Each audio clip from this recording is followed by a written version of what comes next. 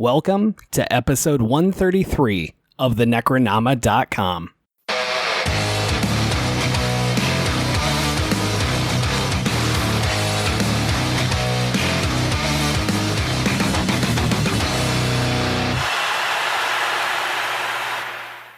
I am James Sabata, horror author, screenwriter, co-host of the podcast you're listening to right now. And after watching this menacing Phantom's tale, I understand why he grew up to become Darth Vader. And I'm Don Guillory, author, historian, educator, co-host of this podcast. And, you know, it's really refreshing to see a movie where someone is willing to wear a mask as opposed to reality where, you know, people have a problem with masks. Should have gone there. If it helps, I'm wearing a cape. All right, so joining us once again against his better judgment, Vincent V. Cava is here. Vince, welcome back to the show, man. Say welcome, welcome. I don't know if I like that introduction. Welcome. It needs to. This is the Phantom of the Opera. We got to go more grand. You got to go. The Phantom of the Opera is here. Oh, here. I'll count you in here. Ladies and gentlemen, I want to welcome to you the one and only.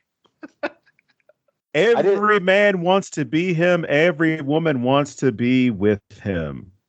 I give you Vincent V. Cava. I didn't know you could do that radio voice, Don. Like, I'm sitting here, I'm wet right now. Fuck.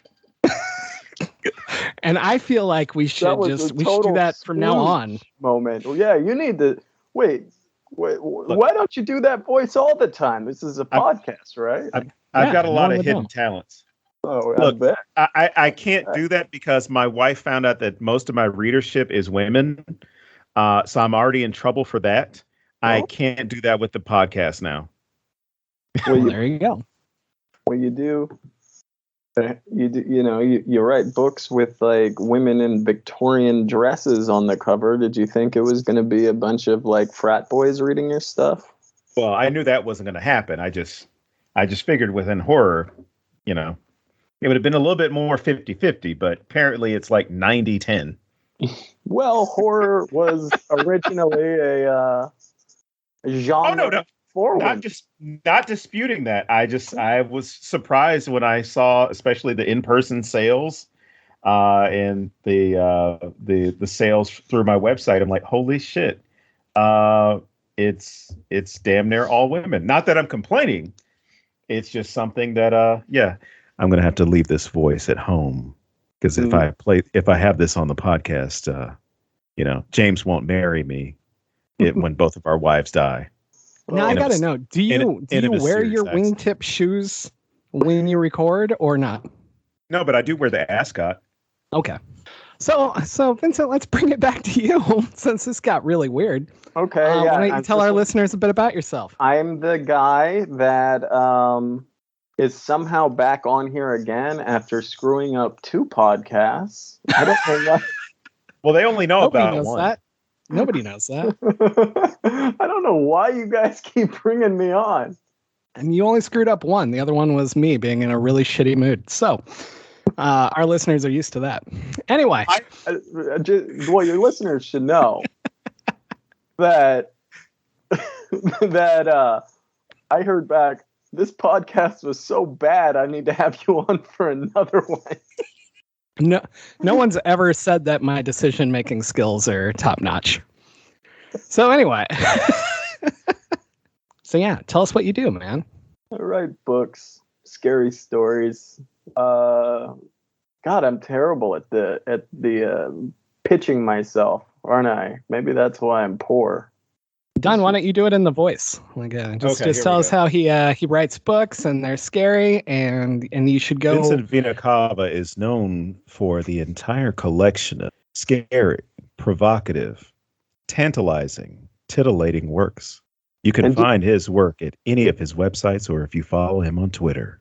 And do more about how women want me, because I just had one laugh at me on Tinder and not in the good way. He can also be seen all over Instagram with his thirst traps full of him without a shirt. There you go. And it's not bad. I'm gonna put that out there if there's any girls listening of age. Holy What? Vincent V. Cava, his taste in women is like his taste in art. Very refined, and he prefers quality over quantity. So if you ladies are looking for a gentleman who's going to Well, I take never good said care I didn't like a big girl. God damn it, I'm trying to sell you, man.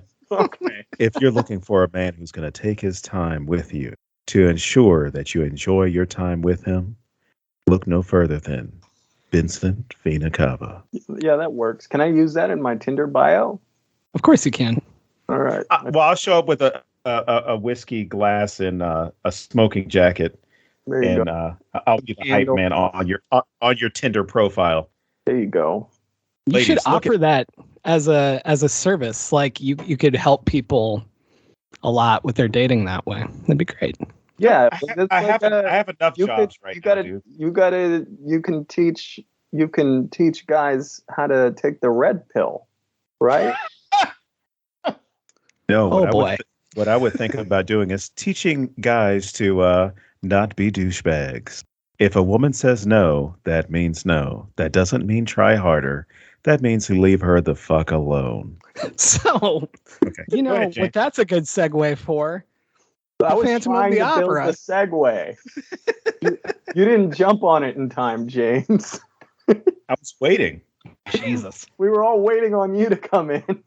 Not me. I got to stay out of this. This one's your fault because this one's already Everything's off my the fault. rails. So, no, let's jump in, man. So, you did something that I haven't done. This was my first foray into Phantom of the Opera. I've never read it, never seen the others. And you subjected yourself to like the whole fucking collection. That's crazy.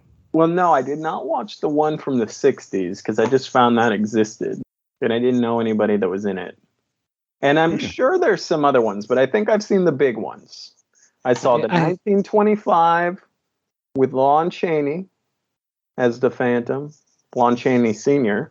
I saw the 43, which is the one that we're doing here, Right. with Claude Rains. And interestingly enough, I read that Lon Chaney Jr. had a problem with that.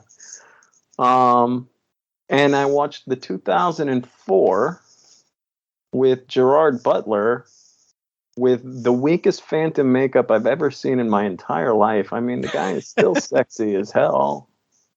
I don't understand what Christine's problem is when she takes off the mask. Just like gets like a pencil and draw an eyebrow on him, and he's good to go. He was younger in his OkCupid profile pictures. So maybe that's what that was her issue. Yeah. Catfishing. Okay. Now, have you read the book as well? I did read the book, and each one hits different with similar energy, which is something I found very interesting. I like the 43 movie. I do. But I would say one of the things that I don't like about the general feel of the Phantom of the Opera is that I said this before we started recording. This story is a red pillar's wet dream. It's a story where none of the men believe that any of the women should have anything resembling agency. Right. That they can't and shouldn't make any of the decisions themselves. And the reason why I like the 43 film the best is because Christine in that movie, which you'd expect it to be the 04, but it's not. In the 43, Christine has the most agency out of all of them, and eventually, and I'm sure we'll get into it when we talk about this film in the podcast. Eventually, she starts making her own damn decisions. Mm-hmm.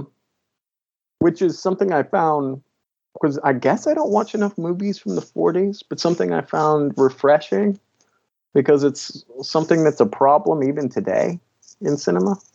Yeah, absolutely. I definitely didn't expect it. And I would even go so far as to say I feel like she makes her decisions the whole time. Like, even when she's supposed to be at the curtain call, she's like, I'm gonna go check out this guy instead. Yeah. You know, like, And she's, people tell her what to do. People say, like, this is what you have to do. You have to listen to me. They go as far as, almost as far as saying, like, I'm the man and you need to pay attention because you're just a stupid woman and you don't know anything. They definitely, like, project that energy onto her. And I guess, it's a different time. So Christine has to sort of disagree with them without sticking a middle finger up into their faces. She has to be polite. And these total idiots, Raoul and Anatoly and Claudine, the Phantom, and even the opera directors, like, they don't see it. They don't realize that she's decided that I'm not going to listen to you. It's only until the end when she basically turns down Anatoly and Raoul, which is, oh my God, can we talk about Raoul? Please do. What a fucking dweeb. Was that supposed to be sexy in 1943? I want to know. Like, was he supposed to be a dweeb? I think he's supposed to be a dweeb, right? I think so, yeah. Because in, like, every other version of the Phantom, like, Raoul's supposed to be, like, a stud, right? In the 2004 one, he's a stud, but he's also kind of a himbo, you know? He's so fucking stupid. What's his name? The actor that plays him from The Conjuring. Oh, God, I forgot his name. I know who you're talking about. Yeah, he's so young in it. It's amazing. It was crazy. And it's just, Raoul really bothered. I kind of liked Anatoly. I did, but he was pushing a little too hard on Christine. Yeah, I think the sculpture thing was a little creepy, right? Oh, definitely. Right? It was Patrick Wilson. I just looked it up. Thank you. Patrick Wilson from The Conjuring. Yeah. Yeah, he's Raoul in the 2004 version. Yeah, right? Like, that's something a red pillar would do, right? Or like an incel would do, right? Make a sculpture of a woman and give it to her, and she, like, not even dating her or anything, and, like, expect her to fall madly in love with you. Yeah. Yeah, it's got that vibe of, well, I did this, now you owe me. Right. Yeah. Yeah. What do you mean you were not having sex already? Yeah, everybody in these But stories, I made a statue of us having sex. Everybody in these stories are arguing over Christine because to them, she's a piece of property. And It's really only the 1943 film that establishes, no, she's her own person. Even in the 2004, like, I want to give the Gaston Leroux novel a pass, even though, like, that's the most incel energy out of all of them. But because it was written so long ago. But even in the 2004 one, like, Christine is the biggest idiot and a total, and just she might as well not have any speaking lines. She's just this character that they all fight over, this object that Raoul and Eric, the Phantom, are fighting over the whole time. But in the 43 one, she has an identity. She has the ability to say no, and she lets them off politely. And sometimes she even considers, maybe I should get with this guy, like. But ultimately, she decides to make the decision that she feels is best for her, and she's not making a decision based off of what other men are telling her to do. And she never really does that in this story. That's a really good point, because even the I don't remember who says it to her, but the one who's like, you need to pick between a music life and a normal life, like, these are your choices. It's not, this is what you need to do. Yeah, she's absolutely somebody who everybody is trying to tell her how to live her life. And at least in this film, she's not having it, which is refreshing. So that is not the case in the newest version. That's interesting to me. Like I said, I haven't watched the others, so I would have assumed it was semi-similar. Like, how different is it? Is it very, like, is she completely controlled or what?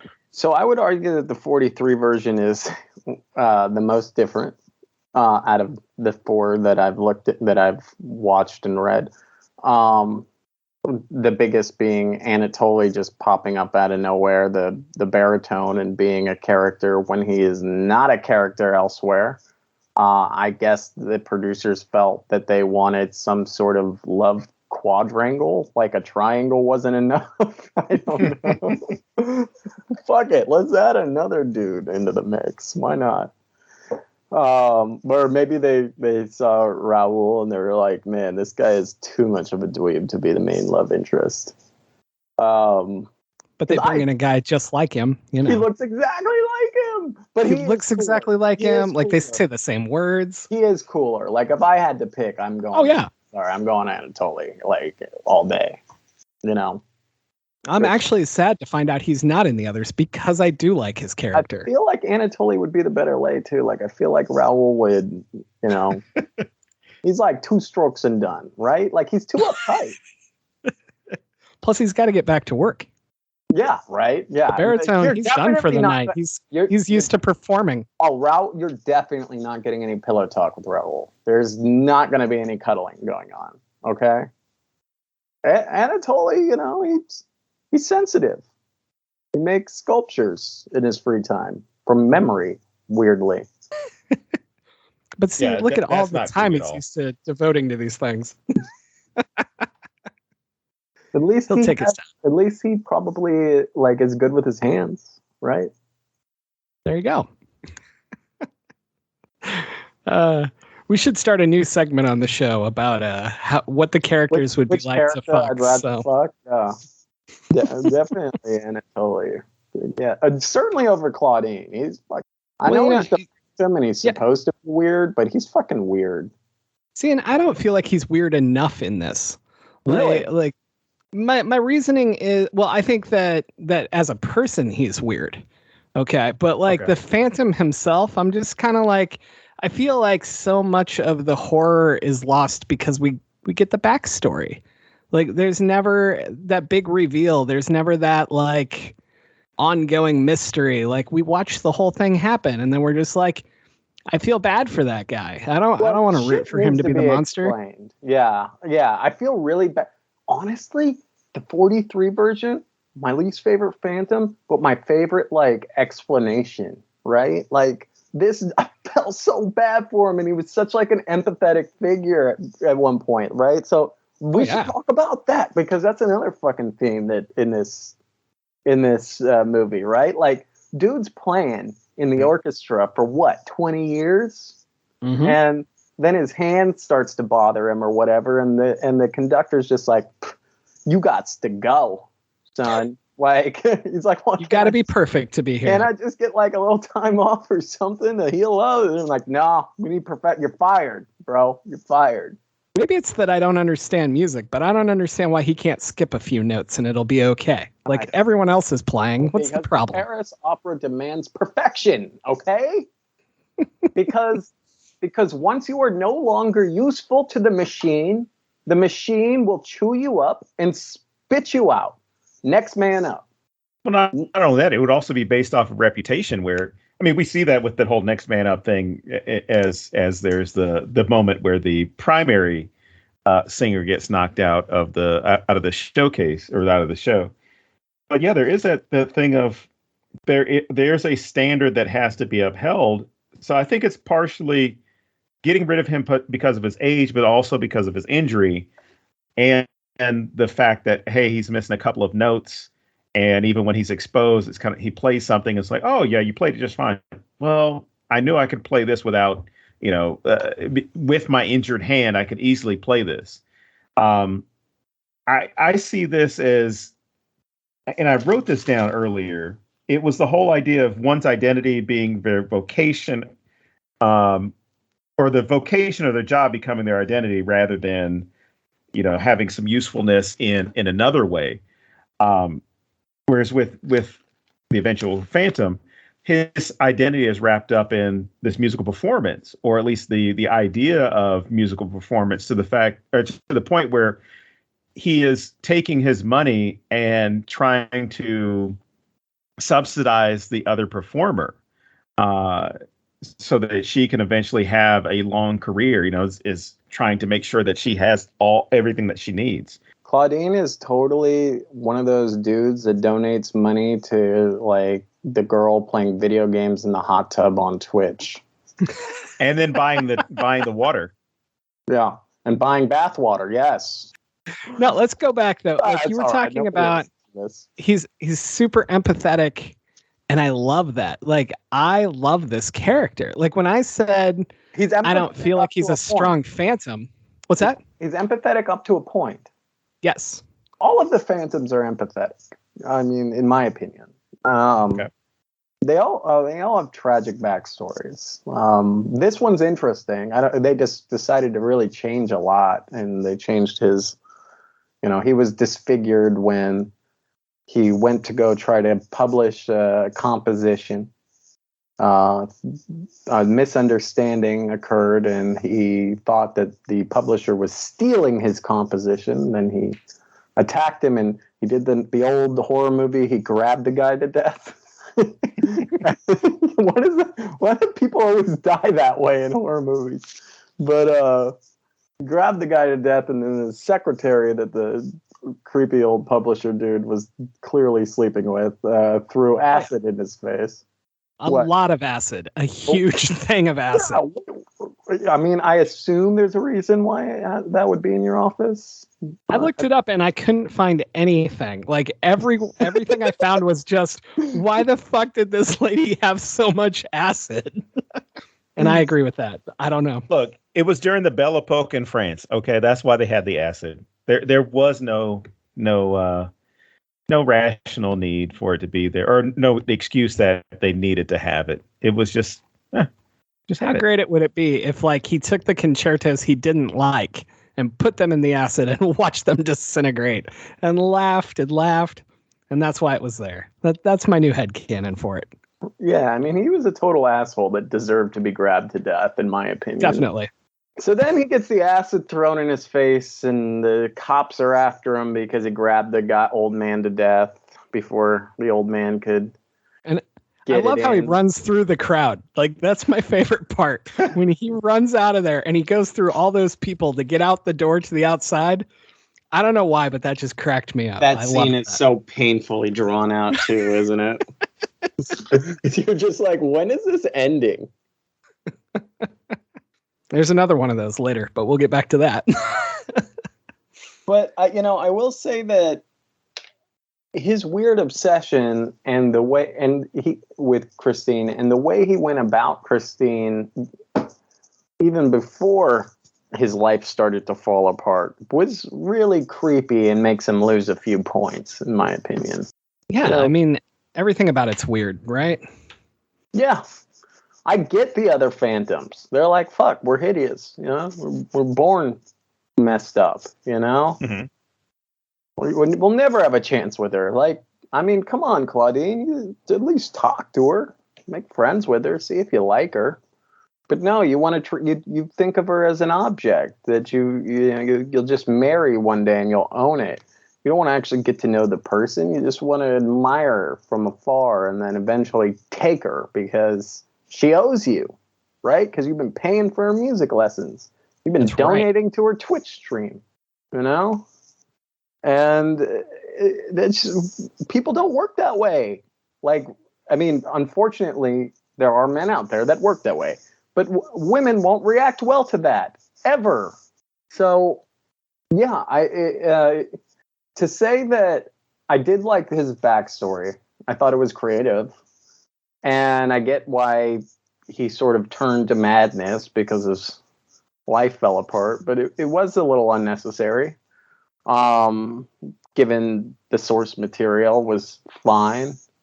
And he was already a creep before he became the Phantom anyway. Right. So let's talk about. We didn't talk about this in the source. In other versions of the Phantom, including the novel, he was born hideous. Mhm. He was born deformed. He ran away, and the novel he runs away and like joins the circus and shit, and somehow gets into construction. This is all they actually explain all this in the epilogue. He runs away and joins the circus, gets into construction when he's older, and then he comes back to Paris and starts his own construction company and like builds the opera house. And when builds the opera house, he builds in all these like hidden corridors and shit so he can like hide in there. I don't know why, because I don't think he was in love with Christine at that point. He hadn't met her or seen her. But he's a big fan of Holmes. Yeah, maybe that's it. But that's the novel. And in the musical, he's just like some poor kid, deformed kid, and like deformed in huge quotes here, because come on, Gerard Butler's still hot in that movie. Like, just leave the mask on, like the half mask. It's just half a mask, you know. And how does that shit stay on his face? Is there like a string or something? I never saw it. He just pops it off. But it's very form fitting. He can't wiggle his eyebrows. In the music, well, he doesn't have. He only has one. Can't wiggle his eyebrows. Sorry. In the musical, like Madame Gyri, like when she's a kid, like rescues him from like the freak show and like hides him in the opera house, like underground, and that was the underground tunnels that were already there and stuff. And he just sort of grows up there. And I think they don't really say it, but I think in the movie, like their explanation for Madame Gyri being so shady is that like she's secretly in love with him. And then she got older and he was like, oh, I like this younger, hotter girl. Screw you, lady that's my age that took care of me while I was a kid and rescued me from the freak show. So yeah, that's kind of fucked up. So let me ask you this. I also want to say that, like, personal preference. What's her name? And the girl that plays Christine in the 2004 movie. She's very attractive, right? But the girl that plays what's her name? Claudette? Is that her name? Am I saying that right? I don't know. Carlotta. The girl that Carlotta. Carlotta. What a knockout. Wow. How did Phantom fall in love with Christine? It's Carlotta right there. And she's something else. But even in the 2004 film in the novel, and Carlotta is always portrayed as a diva of sorts. And I don't remember what her equivalent character was in the 43, but I don't think her name was Carlotta.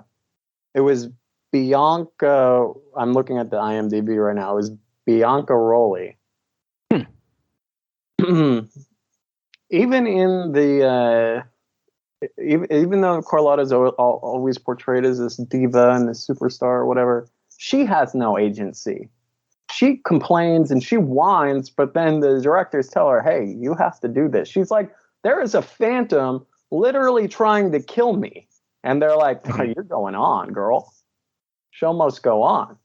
So it's not just Christine that doesn't have agency in a lot of those films and in the book. It's all women in general. They're all treated as subservient, as property. If you're not property of a man, you're property of the opera. Yeah, that's a great point. Like, even the choices that she's supposedly given of what she can do, she'd still be controlled either way. Absolutely. So let me back up.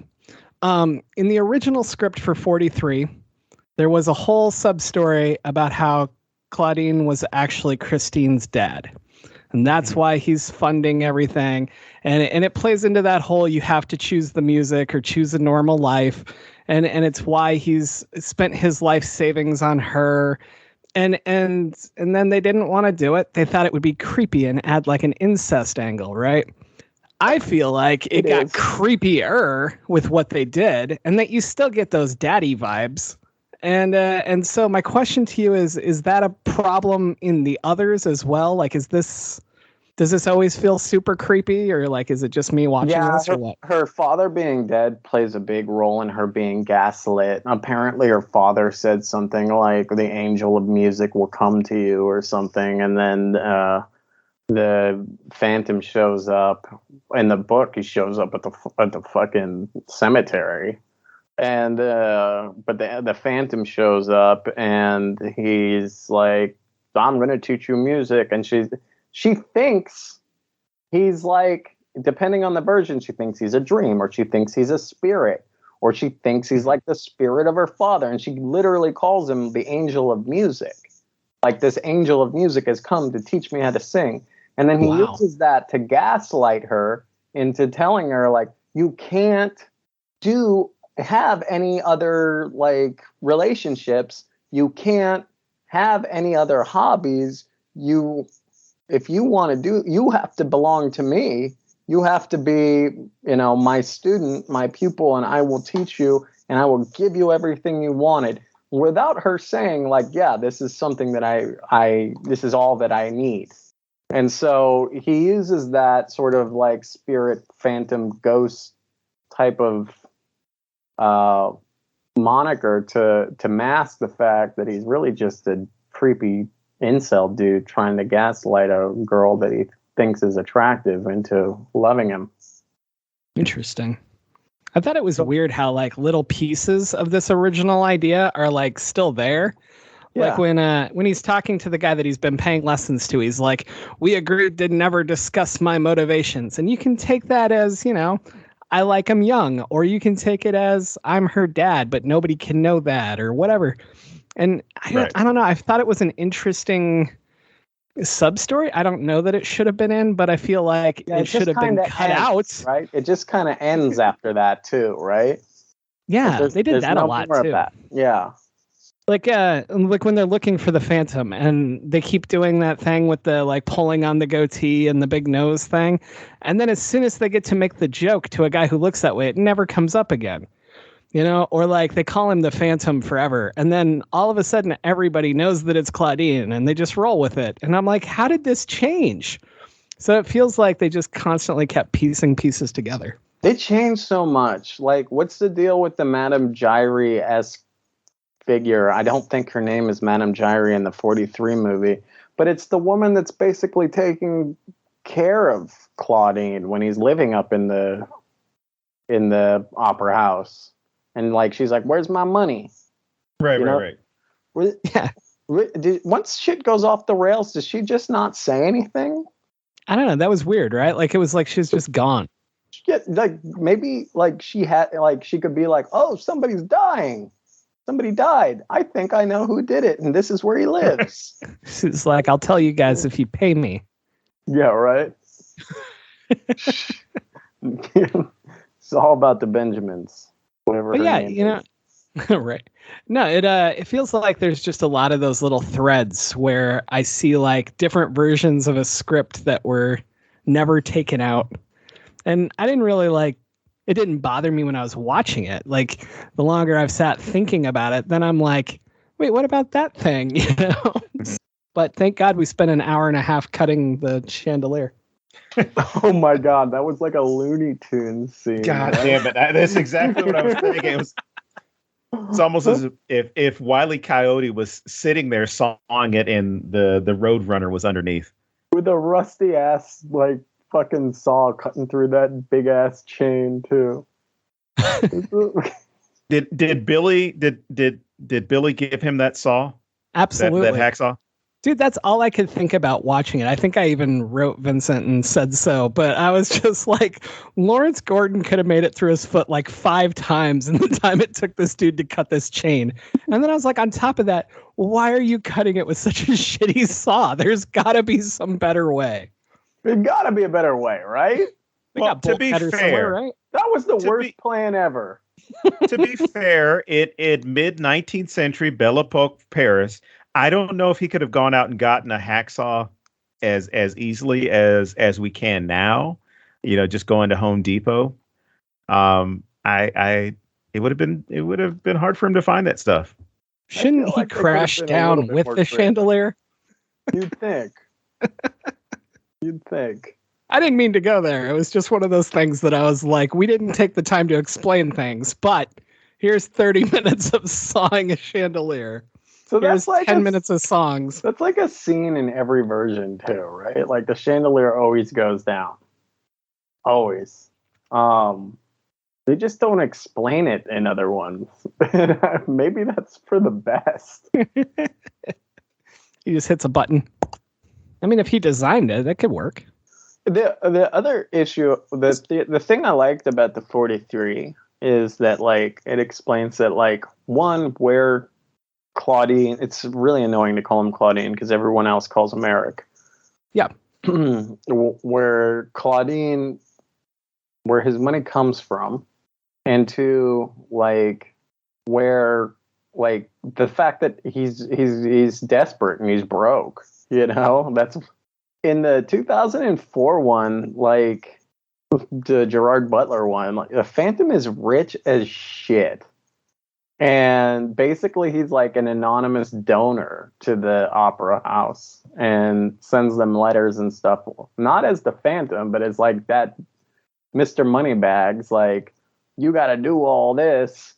Keep box 5 open, even though I'm not showing up. Like, cast this girl as the lead, and they never explain where his money comes from, and it makes even less sense once you get his backstory. That he's just like escaped from a freak show when he was a kid, and he's been living there ever since. But Did he own the freak show? No. Well, I'm like, if you have all that money, nobody's gonna care if you got a little messed up face. You right? Could, just be personable. Like, show up, come to the parties, show up, be like, I'm the guy that gives all the money, and people are gonna like you. And on top of that, if anybody starts shit, everyone else is gonna take care of it. They're gonna be like, how dare you make fun of him? Do you know who that man is? Absolutely. Yeah. I have no idea where his money comes from in that, but it's never explained. But you're rich. You're rich. You're half handsome. You're handsome if you wear the mask. That's what the shadows are for.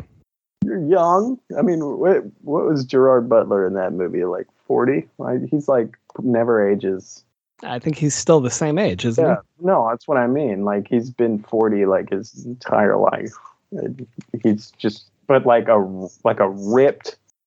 I just learned this word, zaddy energy. You know, like. Wow. Oh my god. I can't believe you didn't know that word. That's awesome. Yeah. So like, he might, maybe it wouldn't have been Christine that fell for him, but I'm sure he could have met like some nice pretty girl who sang at the opera house and, taking her out for a night on the town instead of her like a sewer gondola ride. Well, that's the interesting thing about this is, if going back on what we talked about earlier, as far as the whole idea or the aspect of toxic masculinity or incels or anything like that, this comes down to somebody's not into you, just fucking move on. Oh yeah. You're not going to force someone or coax someone into falling in love with you that you happen to be infatuated with. But yeah, I'm glad you mentioned the sewers, because that was one thing that stood with me since I first found out about this like 20 years ago. During this period, and including the sewers is a great thing with the 1943 version. I don't know if it's included with the other ones. I can barely remember the 2004 version. As far as if they he's got the whole underwater. Yeah, he's got the whole underground layer in like every version. Oh no! I mean, as far as like as close, or at least dealing with the sewers in the same way that they did here. You definitely had the underground. Oh, the 04 one is ridiculous. Like, he's like on a fucking gondola going through the sewers. And the fucking, that's right, and fucking candelabras rise out of the water. It's so extra. He's like using magic to bring these candelabras, lit, by the way, out of the water while he's singing to Christine. It's great. Why That's what wouldn't you they did with be Andrew lit? Lloyd Webber. I get why I like goth high school. But Don't remind those me. sewers. He is that guy, that mistake that every girl makes before she finds the right guy. Yeah, they go back and look at their yearbook. God damn, I can't believe I was really Why into did that I guy. have a crush on him? No, but the sewers, I found this out years ago in college. The sewers were like a major thing in Paris during that period. Because there was a guy by the name of Baron Haussmann, and he had an engineer by the name of Eugene Belgrade, that they they rebuilt the infrastructure for Paris with these massive sewers that people could walk through. And in order to market like how cool the sewers were, right? As far as bringing in fresh water and getting rid of wastewater, things like that, and dead bodies for that matter. Um, what they did is they arranged tours of the sewers. So you had walking tours, and then you also had boat tours in the sewers. And it was like, it was, I mean, the only thing I could compare it to was like, going to the fair or going to Disney World, because people were lining up to go on tours of the sewers because it was just, it's just great innovation that the city had paid for and people could now benefit from. And It helped get rid as of. bad as Disney World too. Not at this time, because you didn't have all the urine in it down there. It probably smelled better than the It's streets. still fresh.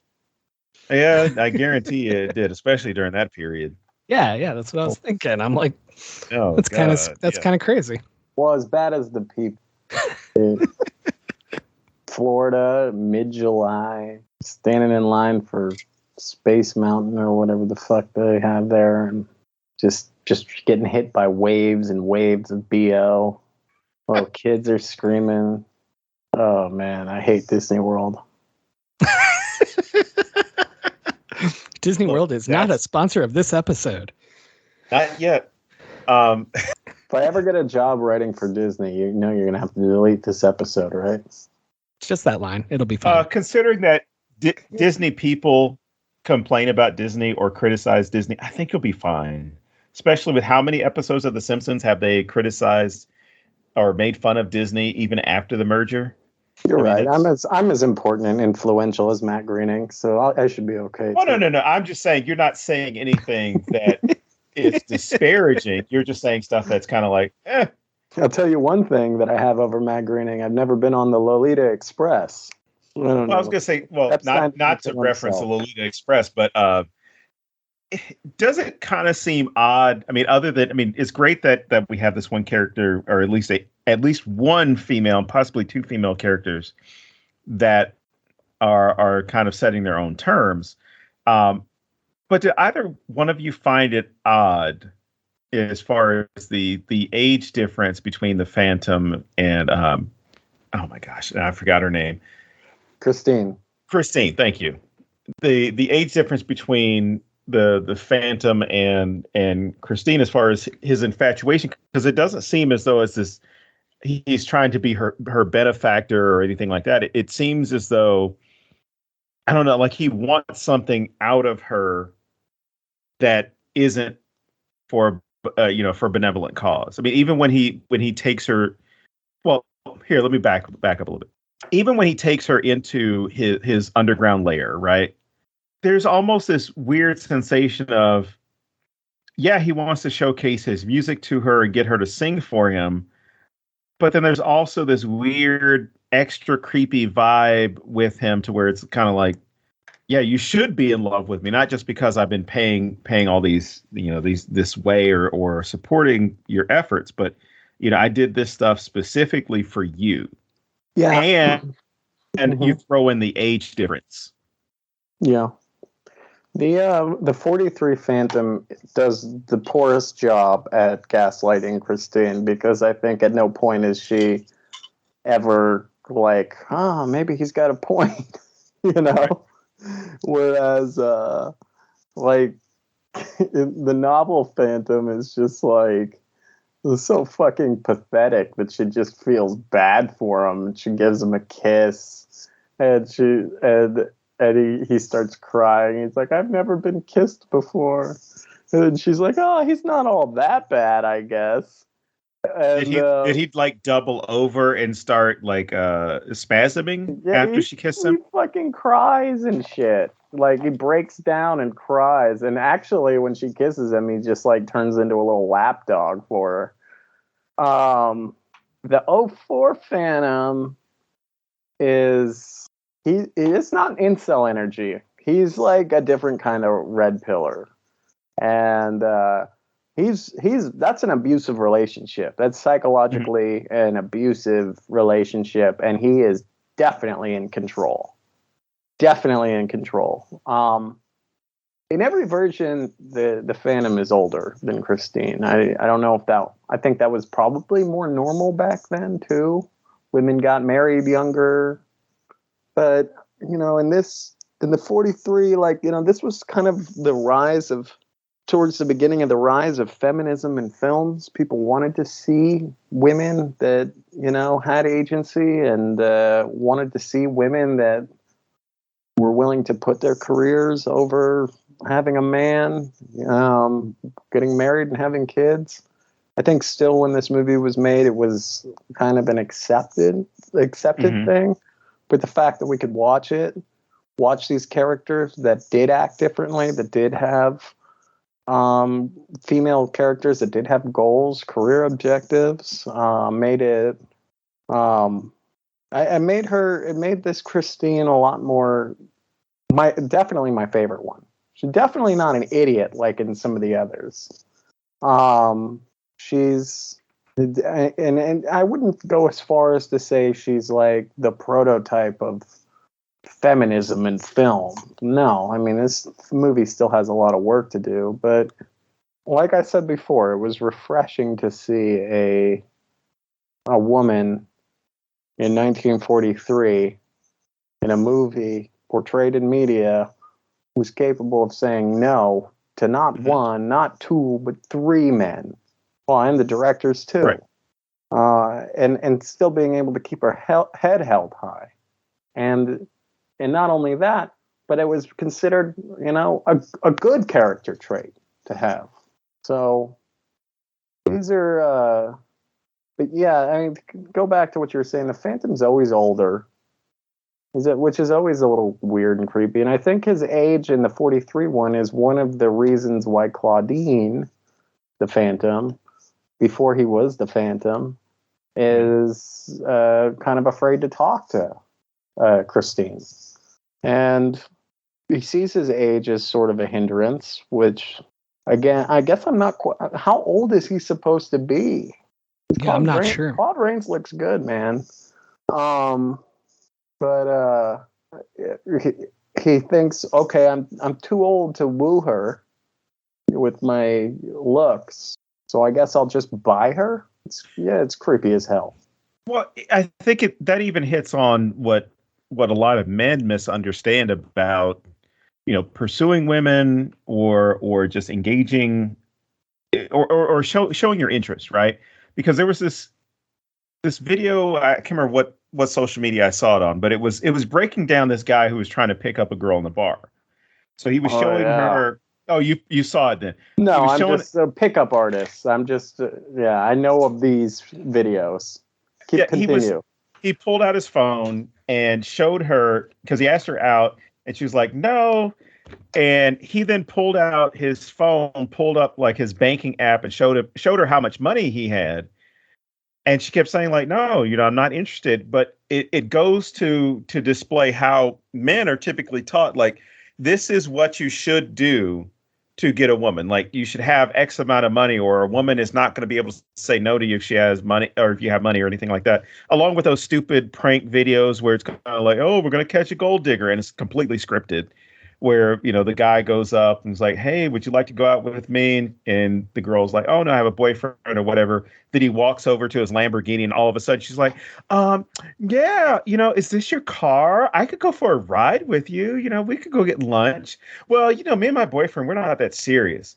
So it just goes to reinforce all these shitty ideas that guys have about relationships or pursuing a woman, and that if you have X amount of dollars or X amount of stuff, that she's going to be compelled to get with you. And if you give her some of your stuff, she's duty bound to, at least go out with you, or at least spend some of her time with you. No man in this movie gets the idea that, hey, maybe if I just treat Christine like a person, she'll like me. Right. Instead of a commodity that's to be purchased, or an object that's to be won, or that I have to fight somebody else over. Nobody seems to realize that if I just treat her like a person, she might go on a date with me. Yeah, if any of the three put the effort into actually getting to know her instead of like the same energy that they put into everything else, one of them would have easily won this. It's three dweebs making grand gestures without ever even bothering to find out what the girl likes. But I called you m'lady. Oh, anyway. Did you tip, I don't know. Did you tip your fedora when you said that, James? I mean, absolutely. I heard that adds something to it. My big feathered hat. No. No, but I feel like since now that I know that I recently bought 2 fedoras. Excellent. You and your imaginary friend will have. Oh, go ahead. I just wanted to put that out there. And my beard has been traveling down my neck lately. Good for her. So, I didn't know that the baritone was an added character until we started this, and now that I do, I just don't understand why they wrote the same character twice.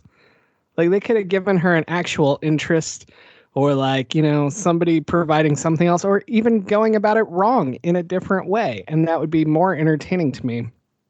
I think they just wanted to put that joke at the end where it's like, Raul and Anatoly are going to get together now. Because they're like, you have to choose. You're going to go to dinner with me, or you're going to go to dinner with him. You choose. And she's like, oh, peace. And then they watch her walk out, and she's being adorned by all of her fans. And, they're like, they look at each other and they're like, well, do you want to get dinner tonight? I honestly think it's just for that joke at the end. But I think they could have gotten there with any kind of character. Like, I hated that it's the same guy twice. Well, he's not personality-wise. I mean, they both have their same feelings about how to approach a woman. But Anatoly and Raul are 2 totally different dudes, but they do look a lot alike. Yeah, totally. Anatoly's an artist. Raul's a police detective or some shit like that. And, one's artistic and a singer and whatever, and the other's, rigid and, I'm guessing, he's smart. He's supposed to be smart. I don't know how he was supposed to be portrayed. But I could see Christine thinking, oh, he's cute. He's cute too. I definitely have a type, looks wise, but I like he's sensitive and he's an artist and he's he's got his shit together, the detective guy, and but then she gets to know both of them. She's just she has a few more interactions with both of them, and she's just like, man, both of these guys suck. Right.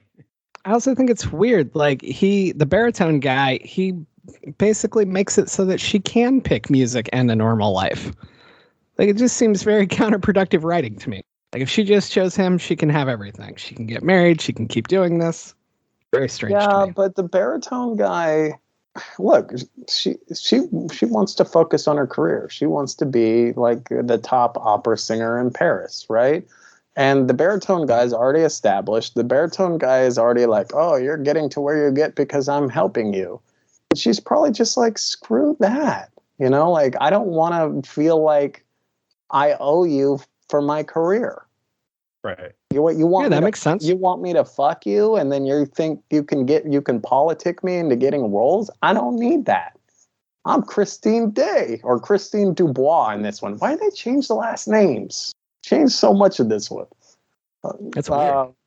But she's like, I'm I can do it on my own and it'll feel a hell of a lot better rather than having to feel like I got to where I am because I was attached to the right person. No, that makes sense. I like that. You don't want some dude lording your career over you. What if things don't go right? Maybe it'll politic you into getting worse roles and stuff like that. It's a great point. People never think about the downsides. And don't shit where you eat. It's also it's just a little life experience. I've learned that. Don't shit where you eat. Keep it professional. My favorite version, I think, of the Phantom because it sort of turns the whole idea that a major theme in a lot of these in the book and in the movies, that a lot of the other movies that women are property and women need to be protected and women are fragile and delicate.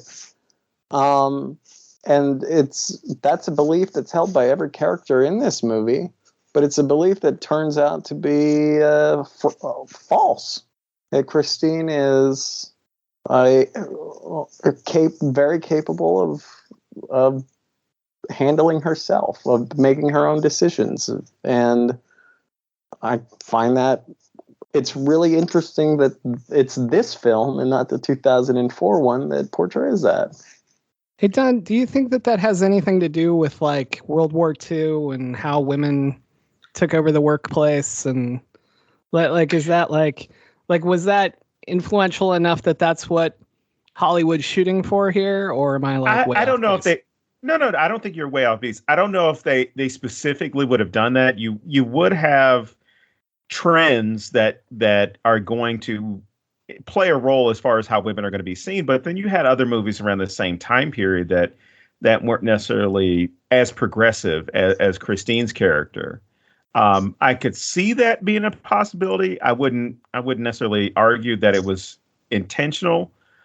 Like shortly after this, you would have you would get like the rise of Marilyn Monroe and other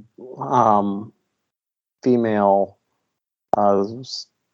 movie stars that proved that a woman could be more than just a prop. That they could be a star of a film, that they could play characters that do have agency.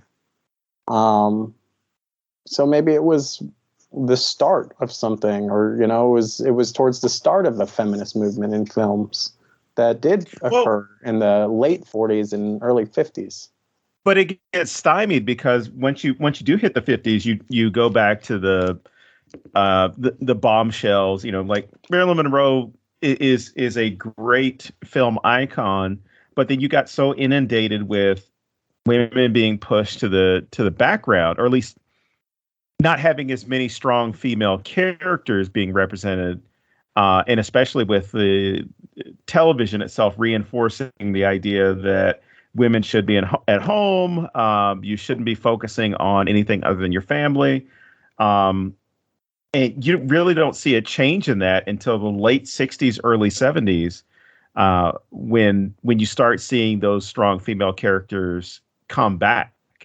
Well, yeah, and I think of like Some Like It Hot, because there's a kind of something similar that happens in it. Is the movie ends and the main character thinks that now I can have you, Mm-hmm. and it's not really the case. What was the name of her character in that? I got to Google it on IMDb. But I mean, she definitely played characters that had. But you're right. Like at the same time, you had Leave It to Beaver going on and stuff like that, and the traditional female housewives. So I don't want to. I'm not going to make such an extraordinary claim that the Phantom of the Opera was what's sparked a feminist movement in films, but whenever you have any sort of movement, if you look back further, you'll see tiny little flickers here and there. that can help to inspire later on. And I think that it was actually really fascinating to see a woman portrayed that way in 1943. I mean, again, I might, somebody listening to this might think I sound stupid but I don't watch a lot of movies from that era, and it goes against what I expected. She was certainly a more likable character than what's her name in The Wolfman that we watched. But yeah, it was really fascinating to me, and I'm curious to dig up more old films and just to see how deep this goes. That would be fascinating. If you do that, I want to hear about it. Done. I'll tell you, The Wolfman is not one of them. So I mentioned this on another episode, but for me, all these Universal monster movies always come down to somebody trying to take our white women. And I think it's really interesting. I mean, of course, the Phantom literally takes her, but I think it's interesting that all these just human men are basically trying to do the same thing that I pinned on monsters before this, and Larry, because Larry was a terrible man. But in this one, it's just humans, and it's all of them. They're all trying to get her. Yeah, I just thought that was interesting. It must be terrifying to be a woman even today. Like I think about that sometimes. Like, guys are scary. So, like, and to be honest, like, you know, it really makes you go back and think, like, as a guy, have I ever said or done anything to make a woman feel like I was looking at her like an object or something like that? I'm telling you right now, you have. And I'm not saying that against you. What I'm saying is we all have. We just don't know about it, or we don't think about it until we actually take the time to think about it. And you're like, God damn, I was creepy as fuck. Yeah, it's a movie that makes you look, I think it's a movie that makes you look introspectively at yourself as a man, and can actually help you grow as a person and learn to be more sensitive towards the opposite sex. And I like media, books, films that do that. I think of Get Out, right? That's another one that I've made a lot of white people allies look introspectively at themselves. And I won't go into it because I know you guys have done it on your podcast. But I always find that those are the best, because it's not low-hanging fruit. You know, they always say when you write satires, you want to, you know, comfort the afflicted and afflict the comfortable. But in this case, it's like, it's kind of scary when you realize, shit, I'm the comfortable. And this is a film about, you know, guys like me. Well, I'm not a red pillar, I swear, ladies. If you do come across my Tinder. But it's just, but all men, you know, and it's really something after watching this movie that makes, and thinking about it for this podcast and making my notes, that it makes me, it definitely will make me think about how I speak to the opposite sex at times. Not that I haven't tried to be sensitive to people before, but you know, this just adds another layer. And I think it makes me a better person because of it. Well, I don't think there's a better place to end than that. I can't beat that. Watch this movie; it'll make you a better person. Wow, that's a huge compliment coming from you. I don't know that I've ever heard of a movie you like. If you learn from the movie, it'll make you a better person, because may be someone out there who's like, you know what? I see what he did wrong. He didn't get her hard enough. The guy's writing down, like, make bust of woman. You know, the one thing that they didn't do was they didn't send a dick pic to her at all. No, because that would be the way that, like, shouldn't. Well, yeah. That would have been that. If that's anybody, that's Anatoly. He would have, like, sculpted his penis and presented it to her.